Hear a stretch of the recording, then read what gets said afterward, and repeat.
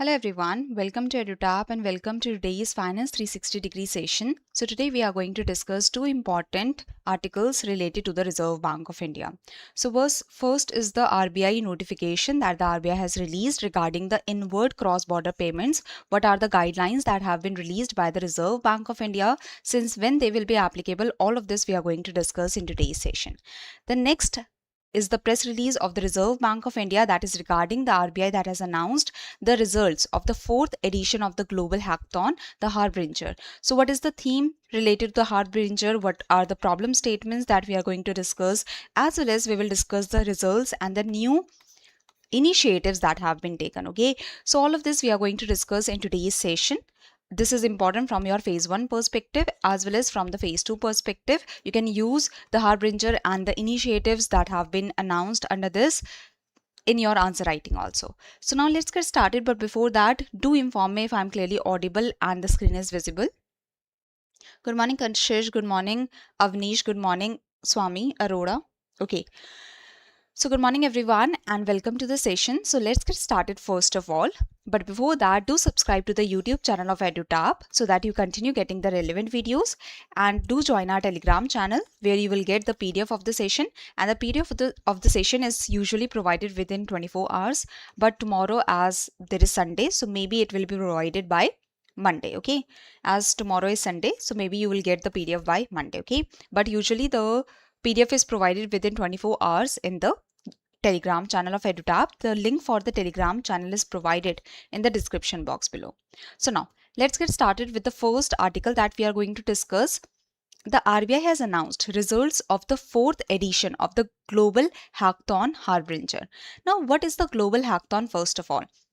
See, the participants, they are invited to develop. So under the Global Hackathon, it is like a competition. Okay, it is like a competition where the participants are invited to develop solutions using technology and innovative approaches under the theme of the HaRBInger and the problem statements. So Reserve Bank of India had launched the 4th edition of its Global Hackathon HaRBInger, Innovation for Transformation, with the theme Secure Banking Powered by Identity, Integrity and Inclusivity. Remember, identity, integrity and inclusivity. Okay, so RBI had launched the 4th edition of the Global Hackathon HaRBInger in October 2025, and the theme of this Global Hackathon was Secure Banking Powered by Identity, Integrity and Inclusivity. So the Global Hackathon is basically a competition where the participants are invited to develop solutions using the technology and innovative approaches under the theme of the Global Hackathon and the problem statements that are provided under the Global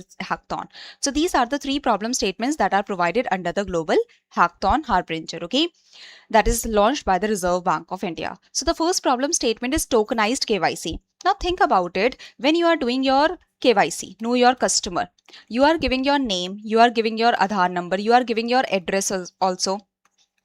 You might be giving your PAN number and such. So you are giving multiple details regarding you.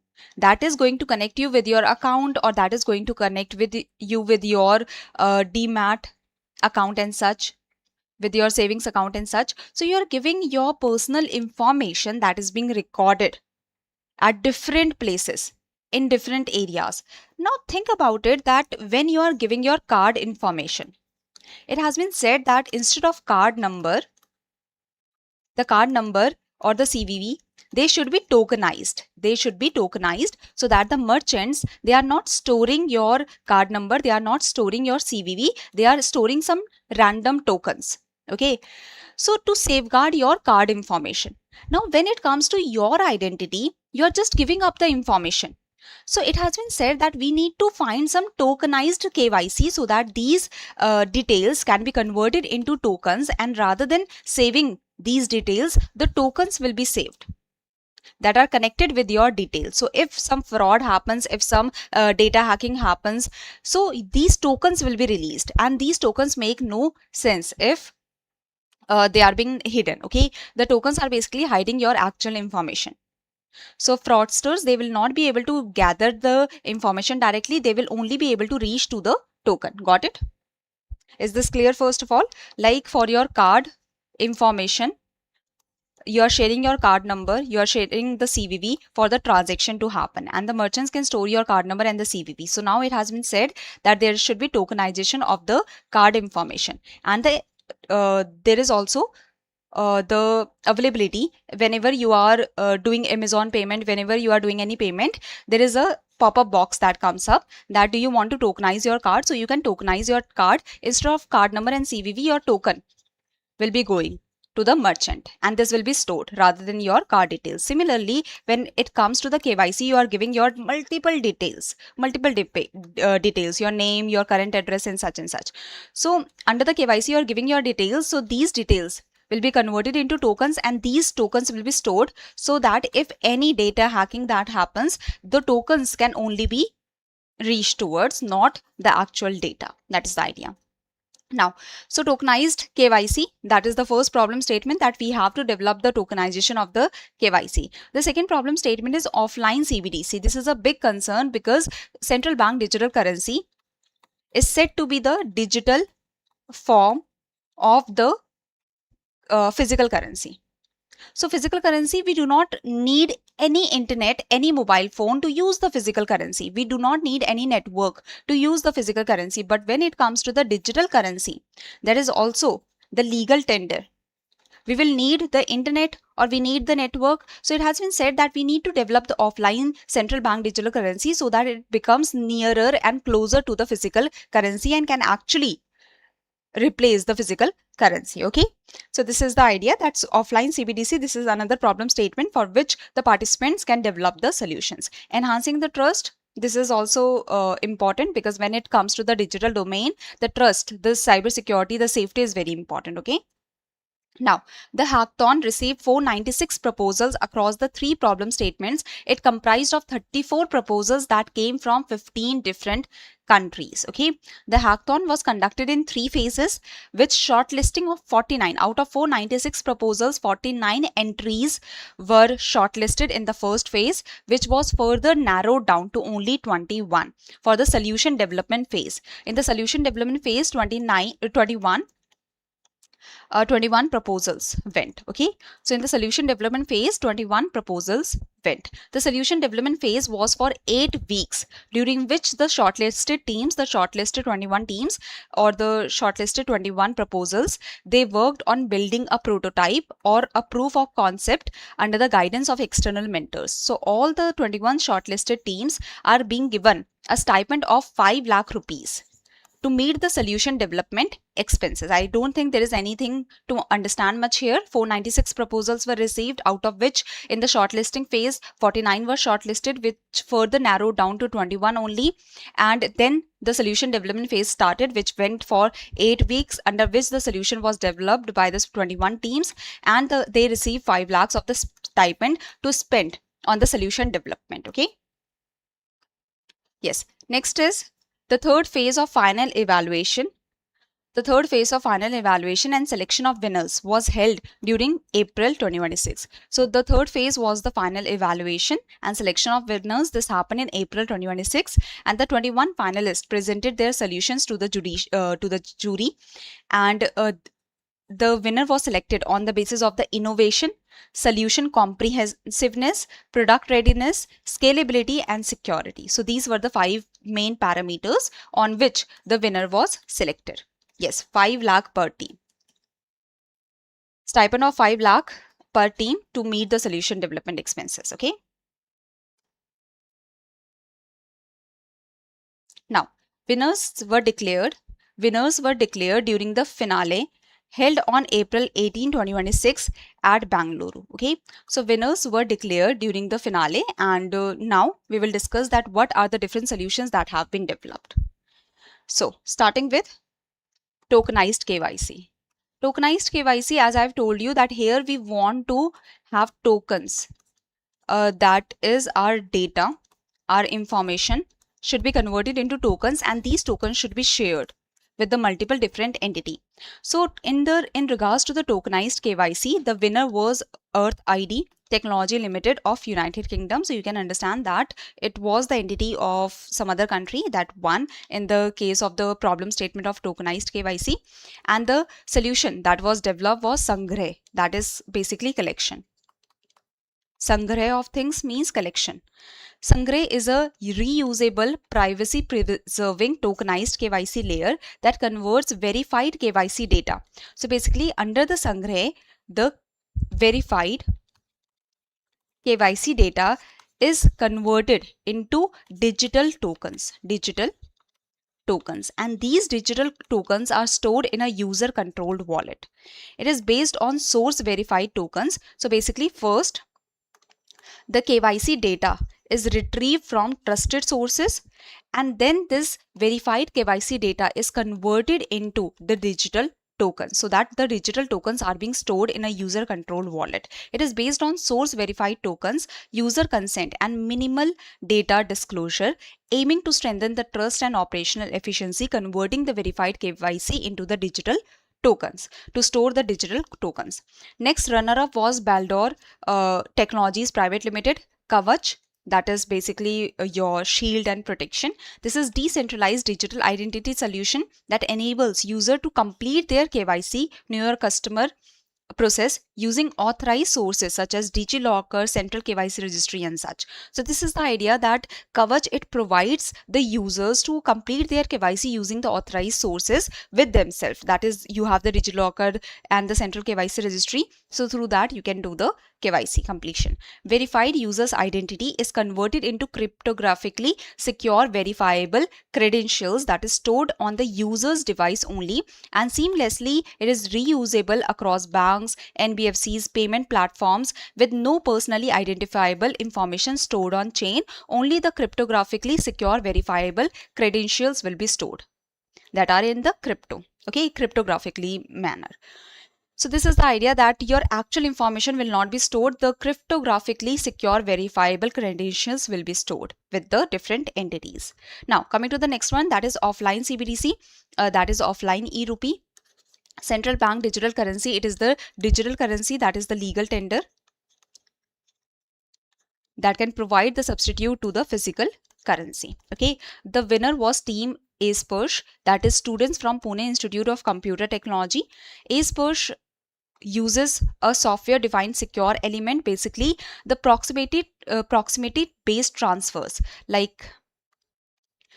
So the team AcePersh has used the proximity based transfers through the Bluetooth, low energy, near field communication and quick response based protocols. So basically through the proximity based transfers, the offline CBDC transfers were possible through the near field communication, devices, through the Bluetooth low energy. The offline transactions were possible. The solution employs advanced cryptographic techniques to ensure robust security and delivers secure, resilient peer-to-peer, person-to-person offline e-rupee transactions that prevent double spending. So basically for the offline CBDC, the AcePersh has developed proximity-based transfers through the near field communication. You must have seen that you are tapping your card and just through the tap of your card, the POS machine is able to deduct the money. That is the near field communication that is being used. Okay, so or the chips are being used. So proximity based transfers can happen through Bluetooth, low energy, near field communication devices and the quick response based protocols. The solution employs advanced cryptographic techniques to ensure robust security and delivers secure, resilient peer-to-peer offline e-rupee transactions.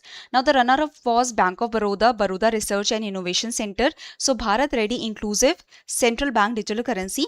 This was the solution that was developed. This is a unified 3-tier system that is designed to make digital currency accessible, the e-rupee accessible to everyone in India.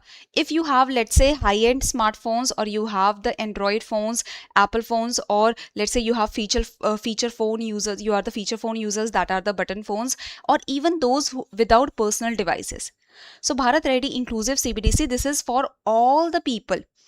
This is the digital that is providing the digital currency accessible to everyone in India. Okay, so Bharat Ready Inclusive CBDC, this is for everyone. This is letting the people use the digital currency that is accessible to everyone in India. let it be you having smartphone or feature phone or not having the personal devices also. So it uses the Bharat Ready Inclusive CBDC. It uses ATM and the POS machines to enable the terminal assisted, the machine assisted CBDC transfers for users without personal devices. So if you do not have the personal devices, you can use the terminal assisted CBDC transfers. That is the idea. Any confusion, anyone? So in the offline CBDC, the winner is Team Aspers, that is basically providing the solution of proximity based transfers for the peer-to-peer offline e-rupee transactions. And the runner-up was the Baroda Research and Innovation Center that has developed Bharat Ready Inclusive CBDC, that is letting the digital currency accessible to everyone in India. Okay. And also focusing on the terminal assisted CBDC transfers for users without personal devices. The last one is enhancing trust. In this case, no first prize, no winner was awarded under this problem statement, but there was the runner-up, that was the team Fraud Lens group of individuals. Okay, so this was the team that is Fraud Lens. So they have developed Fraud Lens. It is an AI-driven fraud detection and compliance platform that evaluates transactions in real time and assigning a risk probability and risk classification. So basically on the real time basis, the risk probability and risk classification is assigned to the different transactions. So this enables financial institutions to take prompt action, such as blocking the suspicious transactions, authorizing the genuine transactions, or triggering the additional authentication. Okay, so this is the idea. Now last is best all women team, a team comprising of only women members across all the three problem statements. They could develop the solution. So the winner was Bank of Baroda, Baroda Research and Innovation Center, Team Nidan. They have developed the solution Nidan. This is an AI-based grievance redressal platform to handle the complaints, to handle the grievances, designed for Divyang customers, senior citizens and users with low digital literacy. It enables Nidan, it enables seamless complaint registration and resolution through multilingual voice chat and Indian sign language, making it more accessible and more inclusive and accessible. So these are the different solutions that have been developed for the tokenized KYC. There is Sangray and Kavach. For the offline CBDC, there is the Aspers and Bharat Ready Inclusive CBDC. For enhancing trust, there is Fraud Lens, and the best all women team has developed Nidan. This is the idea. Any confusion?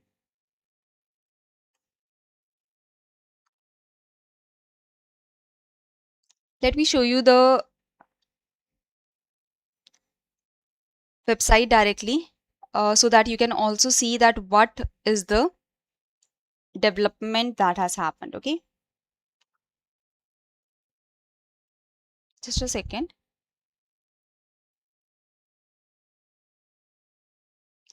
Okay,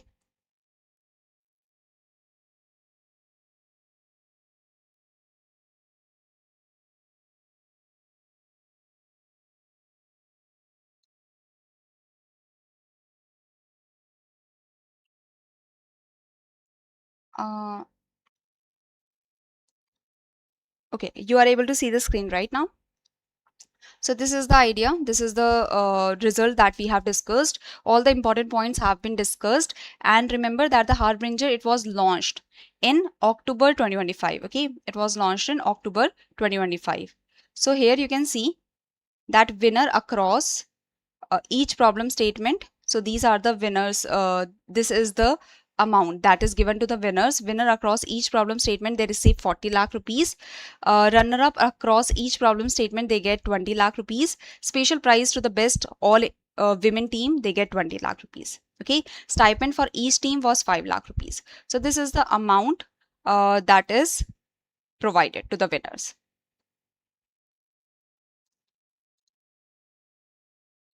Sorry. Now coming to this. So I hope everything is clear, as well as you have also understood that what are the prizes that the winners are getting. The winners are getting the prize of 40 lakh rupees, and the runner-ups are getting the prize of 20 lakh rupees. The all women team is getting the prize of 20 lakh rupees, and the stipend that was provided to each team was 5 lakh rupees to develop the solution. Now let's move forward with the next article, that is guidelines to facilitate faster cross-border inward payments. Okay, so guidelines to facilitate faster the cross-border inward payments. Now, Reserve Bank's payment vision. See, these are the guidelines for the cross-border inward payments so that we can receive the payments in a smoother, faster manner, and the remittances that are coming from abroad, let's say from United Kingdom, from USA, from multiple different countries, from Dubai, we are receiving the remittances. When they are sent, like from different countries, the remittances are being received. Let's say you have a son, or you have your daughter, or you have your sibling that is living in US, that is living in UK, who wants to send money to the parents that are living in India. Now, usually when the money is sent, it takes 1 to 3 days for the money to be remitted, to be sent to the account of the Indian entity or Indian person. Okay, so basically it takes a lot of time for the money to be received by the people in India. So to make the process more smoother so that we can receive the payments in the smoother manner, as well as for the other kind of payments also, for the transaction also to happen smoothly, it has been said that there is the solution that is being developed, or the RBI has released some guidelines. The Reserve Bank's Payment Vision 2025 aims to bring efficiency in the cross-border payments, aligning with the G20 roadmap for cross-border payments that should become cheaper, faster, more transparent, and more accessible cross-border payments. So basically, Reserve Bank's payment vision, right now the payment vision 2028 is there, but the previous payment vision 2025 that was released for the timeline of 2022 to 2025. So payment vision 2025, it aims to bring efficiency in the cross-border payments, aligning with the G20 roadmap for the cross-border payments to become cheaper, faster, more transparent, and more accessible. So Reserve Bank of India has today placed on its website the payment vision 2025. Okay, the payment vision 2025 has the core theme. The payment vision 20, you have to remember this, because the payment vision 2025 was discussed when we discussed the payment vision 2028, as well as this payment vision 2025 is again in news, is again in the articles. Okay, so Reserve Bank of India has today placed so in 2022, as I've told you that in 2022 the payment vision 2025 was released for the time period of 2022 to 2025, and the theme, the core theme of the payment vision 2025 is e-payments for everyone, everywhere, every time. So 4 E's. E-payments for everyone, everywhere, every time. The aim was to provide every user with safe, secure, fast, convenient, accessible, and affordable e-payment options. And there were 5 goalposts that were targeted. The 5 anchor goalposts were integrity, inclusion, innovation, institutionalization, and internationalization. Okay, so these were the 5 goalposts. So under the payment vision 2025, under the Payment Vision 2025, the aim was to bring efficiency in the cross-border payments, aligning with the G20 roadmap for the cross-border payments to become cheaper, faster, more transparent, and more accessible. Okay, that is the idea. Any confusion in this one, first of all? Now, the Payment Vision 2028 has been released, and this is the Payment Vision 2028 for the period of 2026 to 2028. And I have taken a detailed session on this. I hope you remember it. I hope you remember the themes and the other things. Now, moving forward, the speed of the cross-border payments is affected by several factors.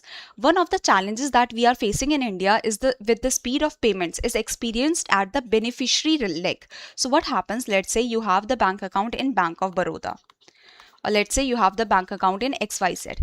Now the XYZ bank is receiving the money, or the XYZ bank is getting the information that the money has been remitted or the money has been received.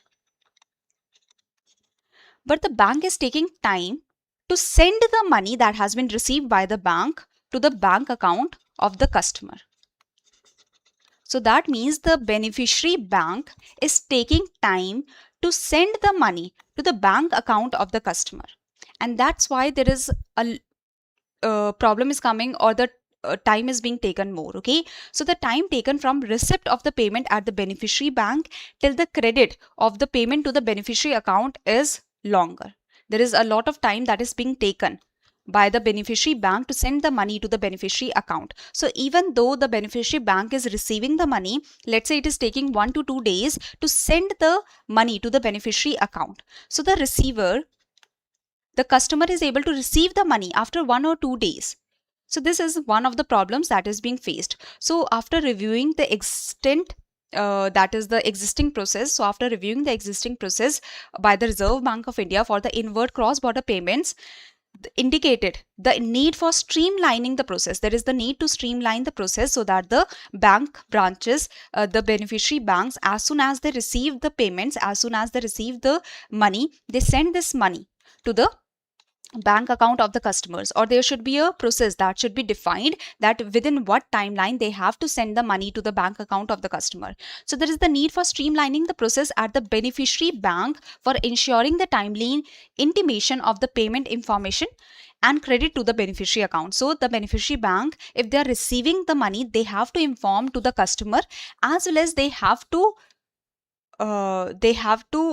credit the money to the beneficiary account also. This is the idea. Okay, sometimes let's say your son is living or your sibling is living abroad, they have said that they have sent the money, but you have not received it and you have not got any message from the bank also. So you will be worried, your sibling will be worried that where the money went, or did the process happen completely, or maybe like we do the transaction again because we think that from our end there is some problem.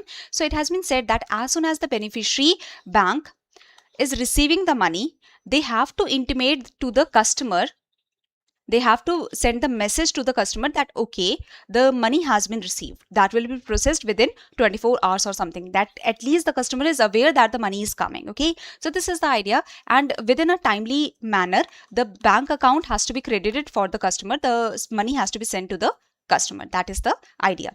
So there should be a streamlined process at the beneficiary bank for ensuring that timely message is sent regarding the payment information and credit to the beneficiary account. So now what is the process that is going to be followed? Now let's say from UK the money is coming from the Bank of UK or from some Standard Chartered bank, that is the bank in the UK. Okay, the money is coming to the Indian bank, State Bank of India. Now how the message is being sent, that okay, the money is being sent from the bank, from the Standard Chartered Bank of UK to State Bank of India. How the money how the message communication happens, how the communication happens, what is the, like yesterday in the monthly revision session we discussed about this communication tool or the society that is involved in this.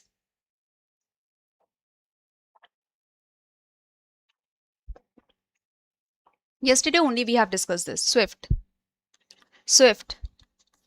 For each transaction, if they send mail, it will take a lot of time. Now, there is Swift. Now you remember that the Standard Chartered Bank of UK, if it is sending money to the State Bank of India, in India, the money is being sent. So basically, the Swift, through the Swift, the telecommunication, the communication will happen. The message will be sent that okay, the money, we have received the money to send, we are going to send the money to you. Okay. Swift. What is the full form of Swift? That you have to tell me. Now, bank shall inform their customer of the receipt of cross-border inward transactions immediately on the receipt of inward message. That means as soon as the Bank of India, the bank in India, if they are receiving the Swift message, if they are receiving the communication that this amount, $1,000, that is in Indian rupees, let's say 90,000 rupees, is being sent for the customer. So as soon as the bank is receiving this kind of Swift message, the bank has to inform to the customer. The bank has to inform to the customer. So bank shall inform their customer of the receipt of cross-border inward transactions immediately on the receipt of inward message under the Swift. Messages received after close of operating hours of the banks shall be informed to customers. So let's say they have received the Swift message, they have received the message of the regarding the transaction, they have received the message after close of operating hours of banks. This shall be informed to customer immediately at the start of the next business day. That is the idea. Okay. Very good. Now, it is observed that several banks, they rely upon end of the day statements of the Nostro account. Anyone has any idea about the Nostro account? We know that if the United Kingdom Standard Chartered Bank, if it wants to send the money to India, to let's say the customer of State Bank of India, so there is a message that is being sent. First of all, the Swift, the communication happens that okay, the money will be sent to the account of the State Bank of India. So message is sent through the Swift, the bank receives the information, okay. But how the Nostro account works? Any idea? See what happens. First of all, let's take the example that you have account in, let's say the Indian bank is Bank of Baroda, and we have a US bank that is Citibank, or we have a US bank that is JP Morgan. Let's take the example of JP Morgan bank. Now from the JP Morgan bank, there is a customer. Let's say you have a sibling who has an account in the US JP Morgan bank, and from the JP Morgan, the money has to be transferred. Okay, or let's say from the JP Morgan, the money has to be transferred to the Indian bank, that is Bank of Baroda.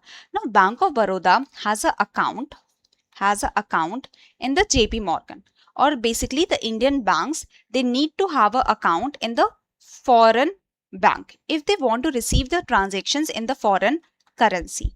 So that is the idea of the Nostro account. Nostro account is basically bank account. Nostro account is the bank account. So Indian bank, that is Bank of Baroda, it is having a bank account in a foreign currency. So this is the bank account in the foreign currency, let's say in dollars, with the overseas bank. So here we have taken the example of the US bank, that is the JP Morgan. Okay, so the Indian bank, when they are holding a bank account with the overseas bank, and this bank account is in the foreign currency, because that's why we are holding a overseas bank account, so that the foreign currency can be received. Okay, so this is the idea of the Nostro account. Nostro account is a bank account that is held by the domestic bank in a foreign currency at overseas bank, used to facilitate international trade, transactions, remittances and such. Any confusion here? Any confusion?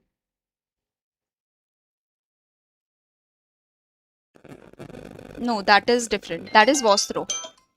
That is Vostro, not Nostro. That is Vostro account. Okay, like the bank account that we have in the other countries, that is Nostro account.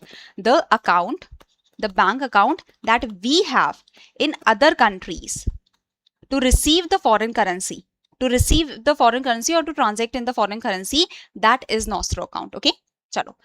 So it is observed that several banks, they have the Nostro account, and let's say from the US, the remittances are coming.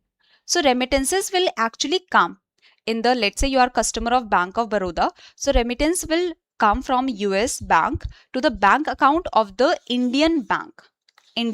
Okay, then the Indian bank will receive these dollars and will convert these dollars into rupees, and rupees will be given to the customer. So basically what happens, that the US JP Morgan bank, the Indian Bank of Baroda, so let's say you have an account in Bank of Baroda, okay, or you have an account in Union Bank of India, or you have account in the different banks. Now they have a Nostro account, they have a bank account with the JP Morgan in the foreign currency, in the dollars. So whatever remittances, that are being received, okay, the remittances, the US from the JP Morgan, the remittances will go to the bank account of Bank of Baroda in the dollars, because the remittances are being sent in dollars, because the siblings that are living in US, they are earning in dollars, so they are sending the money in dollars. So Bank of Baroda, in its Nostro account that is held with the US bank, they are receiving the dollars, and then these dollars they are converting into rupees,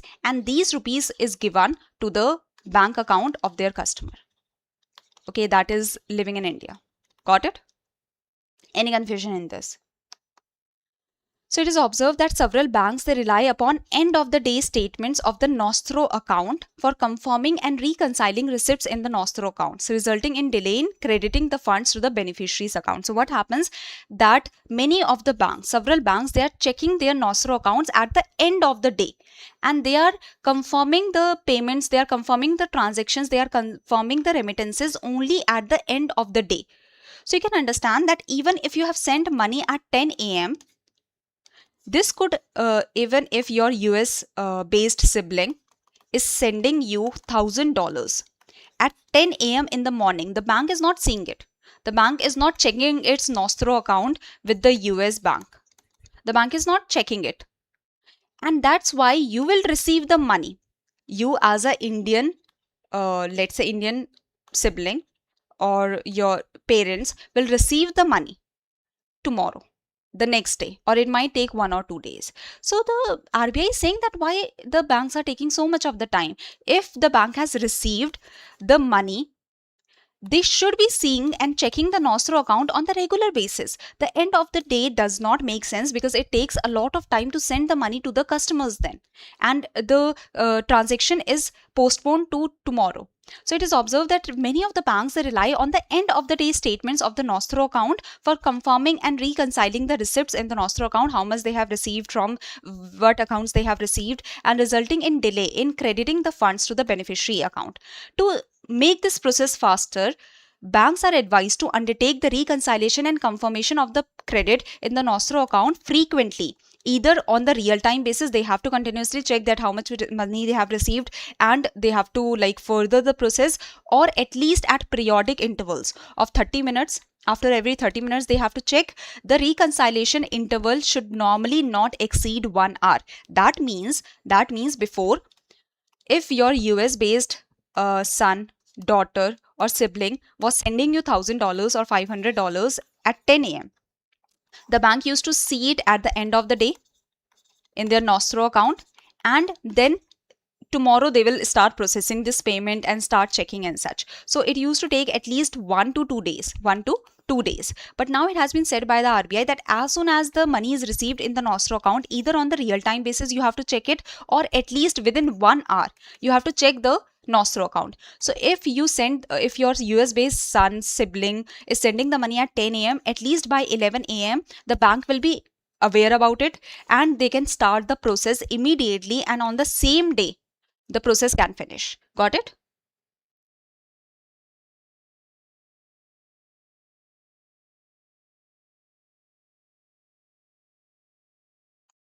No. Have you heard about special Vostro accounts? So there is Nostro, that is the account that we are holding with the other countries, and then there is Vostro account, that is the account that the other countries are holding with us. Okay. If we are holding a bank account with other countries, it is in foreign currency. If the other countries are holding a bank account with us, it is in rupees. Okay.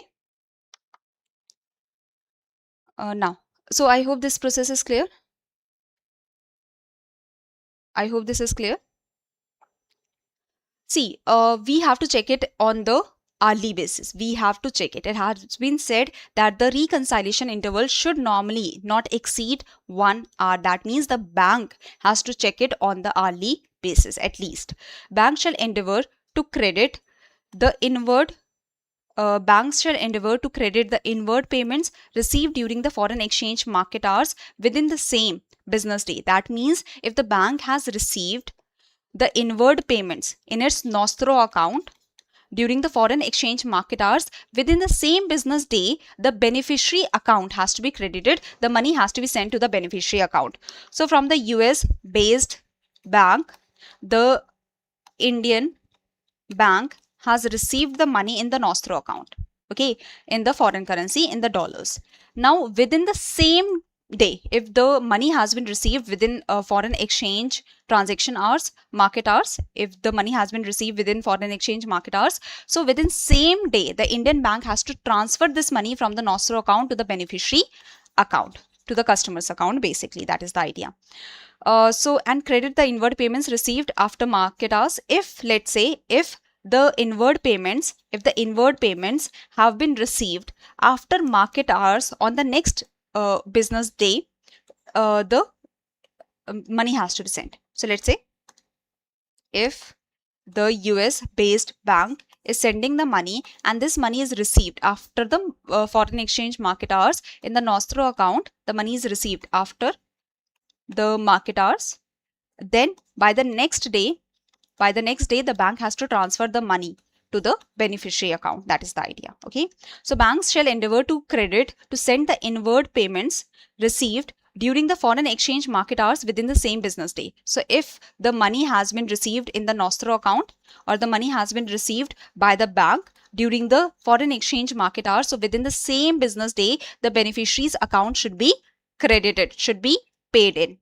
And if the credit of the inward payment is received after market hours, so if the banks are receiving the money after market hours, on the next business day, the money has to be sent to the beneficiary account, subject to compliance with the existing FEMA regulations and the regulatory requirements. Now, the next point is just one more point. Banks may based on their risk assessment and subject to compliance with the existing FEMA regulations, put in place straight-through process. Straight-through process is basically the automated process where the manual intervention is not required to credit the inward payments to the account of individual residents. This is particularly for the individual residents that are receiving lesser amounts, we can say, that are receiving because the individual residents, they have the limit on how much amount they can receive, right?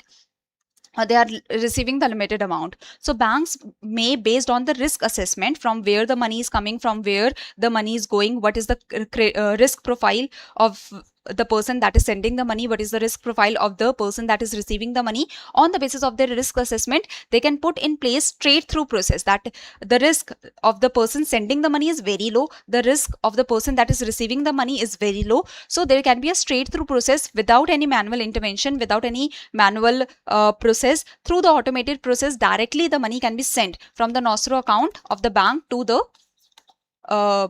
beneficiary account of the customer in India. Okay, this is the idea, that there can be a straight through process. Through the automated process, the credit can happen to the inward payments to the account of the individual residents in India. FEMA is Foreign Exchange Management Act.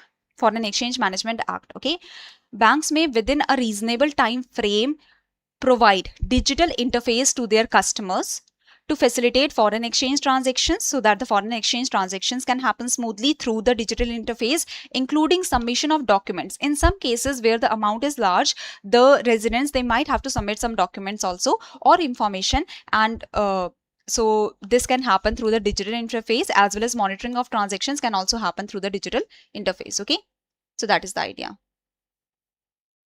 Any confusion? Now, the directions above shall be effective 6 months from the date of this circular, and the directive is issued under the Payments and Settlement System Act 2007. Any confusion? Anyone? Any confusion? So see, there are multiple draft directions that are released. Now, the problem with the draft directions are that they are not final. And if we study the draft directions, there might be major changes that can happen in that. Then you will have to study the final ones also. Then you can get confused. And usually from the draft directions in the 2023, in the 2024, in 2025, we have not seen any questions from the draft directions. So for now, the draft directions, we are not covering it. We are waiting for the final ones at least till the end of May. If the exam happens on 20th June, let's say, or 25th June, or 10th June also, till the, not end of the May, but let's say as soon as the notification is released, we will know the date, and 20 to 30 days before the date of the examination, let's say till 20th of May, we are going to wait for the final directions. If the final directions are not released, then we will only cover the draft directions. I hope this is clear. First of all, draft directions, from the draft directions, the questions have not come in the previous years. So that's why we are just keeping it aside for now, because the final directions are usually released within 1 month, or the final directions, we are waiting for the final directions, which are more important from the examination perspective. But if, let's say, till the examination also the final directions are not released, then we will cover the most important points of the draft directions. So let's just wait 1 more month for the final directions, because your examination, it can happen in June. So at least we can wait till the end of May. Okay, any confusion here, anyone? Chalo. Now this is the first question. I hope you will be easily able to answer this question. As per the guidelines to facilitate faster cross-border inward payments and the Payment Vision 2025 of the Reserve Bank of India, which of the following statements is correct? That you have to inform. Which of the following statements is correct? Okay. Chalo. Next is, which of the following solutions enable offline CBDC transactions using proximity based technologies like Bluetooth and NFC? So in the solutions, I have highlighted the most important keywords that you have to remember. Okay, so in all the solutions I have highlighted these most important keywords that you have to remember. Okay, read it, but just focus on the main keywords here. So now this is the second question that you have to answer. Okay, chalo. Now coming to the yesterday I gave you this homework question, and now I will try to discuss the homework question in the next session so that you have the clarity that what is the answer. So Udgam is a centralized portal to help individuals search for unclaimed deposits. That is correct. The Udgam is a centralized web portal for searching unclaimed deposits through the multiple banks. Okay, so you will not have to go to each and every bank's website and search through it. No, this Udgam portal is providing you a centralized web portal so that you can easily search your unclaimed deposits across multiple banks at one place. Udgam, the full form of Udgam is Unclaimed Deposits Gateway to Access Information. Okay, RBIT, that is Reserve Bank Innovation Information Technology Private Limited. So RBIT, IFTAS, that is Indian Financial Technology and Allied Services, and participating banks, they have collaborated on developing the portal. But now if you go to the Udgam website, it is mentioned that the RBIT is the one that is maintaining and developing the Udgam. Okay, so RBIT is the most important institution that we considered that is maintaining the Udgam now. Okay, so RBIT, IFTAS and participating banks, they have collaborated on developing the portal in 2023. But now if you go to the Udgam portal's website, you will see that it is written that RBIT is maintaining the Udgam portal. So first and third statements were correct, and that's why the right answer here is C. And many of you have given the right answer. Well done, all of you. Okay, so this is it. Thank you everyone. Thank you for joining. I hope you enjoyed the session. If there is any confusion, you can tell me in the comment section below.